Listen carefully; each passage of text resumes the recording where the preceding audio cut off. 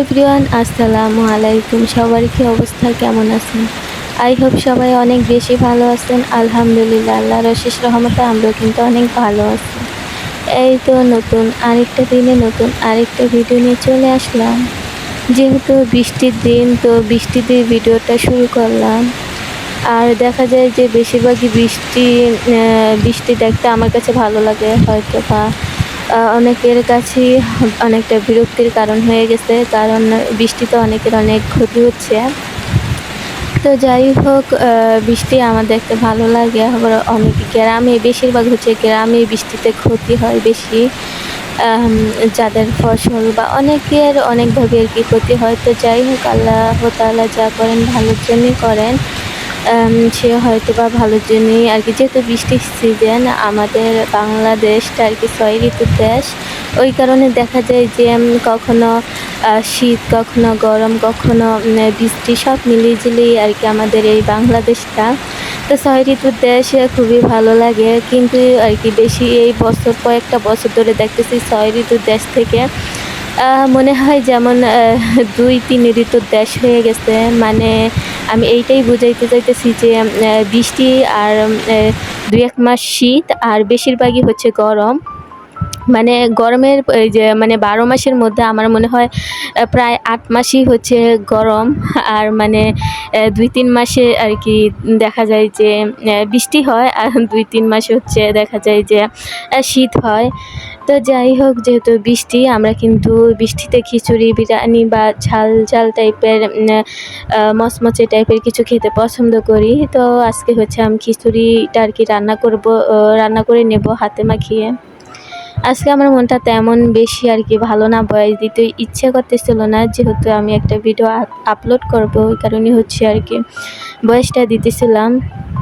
আর দেখা যায় যে রান্নার যখন আমি ভয়েস দিই, যখন রান্না করি, রান্নার কথা বলি। আজকে হচ্ছে আর রান্নার কথা কিছুই বলবো না, মনটা যেহেতু ভালো না। দেখা যায় যে একটা মানুষ পরিপূর্ণ সুখী জীবনও হতে পারে না। সে যে ভাবতে পারে যে আমি এখন সুখী না, হয়তো বা টাকা পয়সা হলে সুখী হব। এটা আর কি কখনই হবে না। টাকা পয়সা থাকলেই মানুষ সুখী হতে পারে না।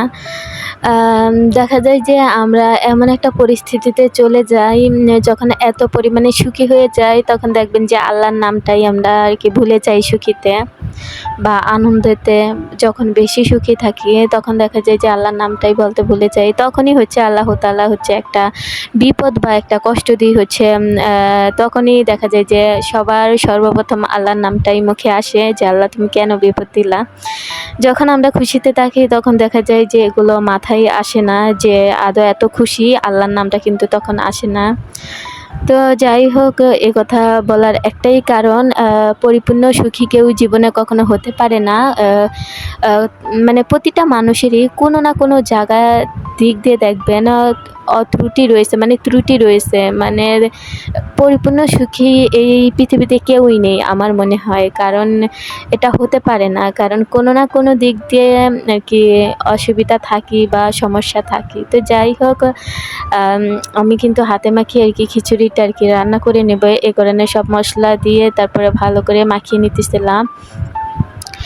মানে আমার মনটা ভালো না দেখি কি থেকে আর কি বলবো, মানে কিছু আর কি বুঝতে পারতেছি না। তো যাই হোক, কেউ আবার অন্য কিছু মনে করবেন না। আর আমি যখন কথা বলি অনেকই ভুল ত্রুটি বলে ফেলি, তো এই কথাগুলো ক্ষমার দৃষ্টিতে দেখবেন, কারণ সব মানুষ এক না, আল্লাহ সবাইকে সব গুণ দেয়নি। আমি কিন্তু সুন্দর করে কথা বলতে পারি না, এই গুণটা আমার মধ্যে নেই। তো সবাইকে আল্লাহ সব গুণ দেয় নাই, আবার প্রতিটা মানুষেরই নিজস্ব একটা গুণ আছে, সেটা হয়তো বা সে ফুটিয়ে তুলতে পারে না বা সবার সামনে আবার প্রকাশও করতে পারে না। কিন্তু আমি এটা বিশ্বাস করি, প্রতিটি মানুষেরই একটা হলো নির্দিষ্ট গুণ আছে, কারণ ওই গুণটা আল্লাহ প্রদত্ত, আল্লাহ নিজেই দিয়ে দেন। হয়তো বা কারো রূপের গুণ, কারো হচ্ছে চেহারার গুণ, কারো হচ্ছে কাজের গুণ, মানে এক একজনের এক এক গুণ। ওগুলো বলার শেষ নেই, বা বলে আমি এই ছোট ভিডিওতে শেষও করতে পারবো না। তো যাই হোক, আমার কিন্তু সব মশলা দিয়ে ভালো করে আমি আর কি খিচুড়িটা হাতে আর কি মাখিয়ে নিতেছিলাম। তারপর পরিমাণ মতো ঝোল দিয়ে হচ্ছে রান্না করে নেব। আর আমি খিচুড়ি রান্না করলে বেশিরভাগ হাতে মাখিয়ে রান্না করি। তো এই তো খিচুড়ি কিন্তু প্রায় মোটামুটি হয়ে গেছে।